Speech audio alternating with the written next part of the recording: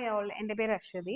ഇന്നത്തെ നമ്മുടെ വീഡിയോ നമ്മുടെ നീറ്റ് എക്സാം കഴിഞ്ഞ് വെയിറ്റ് ചെയ്യുന്ന കുട്ടികൾക്ക് MBBSനായിട്ടുള്ള കോളേജസ് സെലക്ട് ചെയ്യുന്നതുമായിട്ട് റിലേറ്റഡ് ആയിട്ടാണ്. കുട്ടികളും പേരൻസും ഒക്കെ ഇപ്പം കോളേജസ് സെലക്ട് ചെയ്യുന്ന ഒരു സമയമായിരിക്കും. ഇപ്പം നീറ്റ് എക്സാം എഴുതിയവർക്ക് തന്നെ മെഡിസിൻ ഫീൽഡുമായിട്ട് റിലേറ്റഡ് ആയിട്ട് ഒരുപാട് കോഴ്സുകൾ ചൂസ് ചെയ്യാനായിട്ടുണ്ട്. അപ്പം നമുക്ക് നമ്മുടെ പ്രയോറിറ്റി ഒക്കെ സെറ്റ് ചെയ്യാൻ പറ്റിയ ഒരു സമയമാണിത്.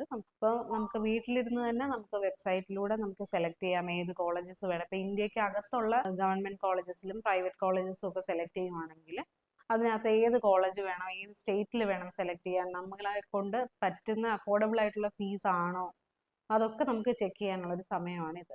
ഗവൺമെന്റ് കോളേജസ് എന്ന് പറയുമ്പോൾ നമുക്ക് സെൻട്രൽ ഗവൺമെന്റിന്റെ അണ്ടറിൽ വരുന്ന കോളേജസ് ഉണ്ട്, അതുപോലെ സ്റ്റേറ്റ് ഗവൺമെന്റിന്റെ അണ്ടറിൽ വരുന്ന കോളേജസ് ഉണ്ട്. അതുപോലെ തന്നെ പ്രൈവറ്റ് കോളേജസ് എന്ന് പറയുമ്പോൾ നമുക്ക് പ്രൈവറ്റ് എയ്ഡഡ് കോളേജസ് ഉണ്ട്, ഡീംഡ് യൂണിവേഴ്സിറ്റീസ് ഉണ്ട്.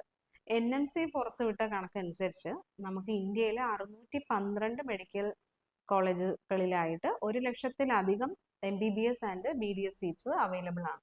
ഇനി നമുക്ക് ഇന്ത്യക്ക് അകത്തുള്ള പല സ്റ്റേറ്റ്സിലെയും ഗവൺമെന്റ് കോളേജസിലെയും അതുപോലെ തന്നെ പ്രൈവറ്റ് കോളേജസിലെയും ഫീസ് എത്ര വരുന്നുണ്ടെന്ന് നോക്കാം. ഇന്ത്യയിൽ നമ്മൾ ഗവൺമെന്റ് കോളേജസിൽ നോക്കുകയാണെങ്കിൽ 2.5 lakhs ആണ് നമുക്ക് പെർ ഇയറിലെ ഫീസ് ആയിട്ട് വരുന്നത്. അത്രയും തൊട്ടാണ് സ്റ്റാർട്ട് ചെയ്യുന്നത്. ഇനി ഇന്ത്യക്ക് അകത്തുള്ള പ്രൈവറ്റ് കോളേജസ് നോക്കുകയാണെങ്കിൽ 6 ലക്ഷം മുതൽ 25 ലക്ഷം രൂപ വരെയാണ് നമുക്ക് പ്രൈവറ്റ് കോളേജസിൽ ഫീസ് ആവുന്നത്.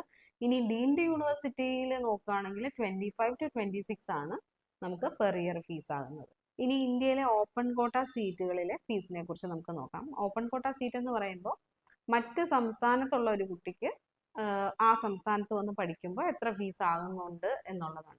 ഏറ്റവും കൂടുതൽ ഫീസ് നമുക്ക് വരുന്നത് രാജസ്ഥാനിലാണ്. അത് 15 to 21 lakhs ആണ് നമുക്ക് പെർ ഇയറിലെ ഫീസ് പ്രൈവറ്റ് കോളേജസിൽ വരുന്നത്.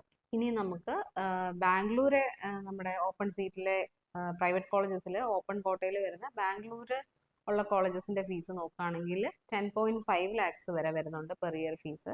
അതേസമയം നമ്മൾ തമിഴ്നാട് നോക്കുകയാണെങ്കിൽ കുറച്ചുകൂടെ കൂടുതലാണ്, 13.5 lakhs ആണ് തമിഴ്നാട്ടിലെ ഫീസ്. ഏറ്റവും അഫോർഡബിൾ നമ്മുടെ കേരളത്തിലെ ഫീസ് തന്നെയാണ്.